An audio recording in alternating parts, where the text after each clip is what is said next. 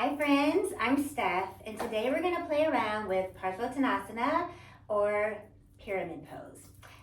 So let's start by grabbing some blocks, okay? We're going to set the blocks up at the top of the mat on the high level.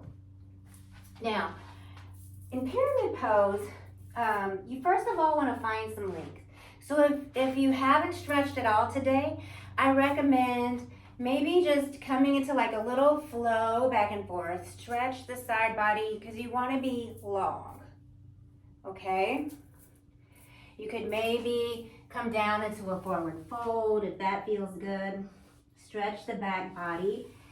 And once you feel a little warm, the blood is flowing, muscles are a little open, we'll start playing with pyramid. So let's step the right foot forward and the left foot back. So traditionally, the alignment here is heel to heel. If you're new to pyramid, take that right foot out just a hair and give yourself a little space through the hips to work with. So with that alignment, we want to think about squaring the hips off. So the right hip is going to tend to pull forward and the left hip is going to want to go back. And we want to square them off. So kind of pull the right hip back, pull the left hip forward, and then think about rooting down through the feet. We build our yoga poses from the ground up, starting with the foundation. And in yoga, the foundation is whatever is connected to the ground. So the big toe mound, pinky toe mound, and the heel all root down into the earth with both feet. And I like to think of the back foot as kind of the anchor of the pose with pyramid. So root down through the feet, grow tall through the spine.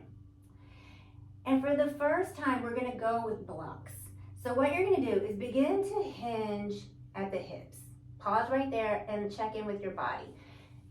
Right hip back, left hip forward, square the hips off, lift the belly, lift, lift, lift, lift, keep the chest open, collarbone wide, and remember that the neck is an extension of the spine. So we want to keep the spine long here, and begin to hinge forward. Reach down with the hands and find your blocks. Bring them right under the shoulders. So notice how you feel, what's happening with your hips. Square the hips back off, keep the spine long, and let the gaze be down, right at the foot. Engage the belly, lift the belly, collarbone spread wide. Don't let the ribs pop here. So the ribs stay knitted towards the upper abs. And this is the feeling right here. This is what we're going for. So we're going to come back into the posture with an arm variation, the traditional arm variation, and this is what we want to find in the lower body. Okay, so set the blocks to the side, and you've got some options with the hands. You can find reverse prayer if you like reverse prayer, or you can just interlace the fingers and let the arms hang. And if that doesn't feel good, you can just reach the hands back, maybe grab onto the back of the shirt, the back of your pants, whatever you've got going on. Take an inhale, roll the chest open, lengthen the spine. See how tall you can get. How long can you get through both sides? Knit the ribs. They're connected right here with the upper abs. So the tailbone is drawing down and the front body is engaged. So there's this rooting down in the back and this lifting up in the front. Take that, take an inhale here, connect to your breath, and as you exhale, start to hinge at the hips. So we're not moving from the waist, we're moving from that hip joint. Check in, notice what's happening with the hips. Is the spine long? Are the ribs knitted?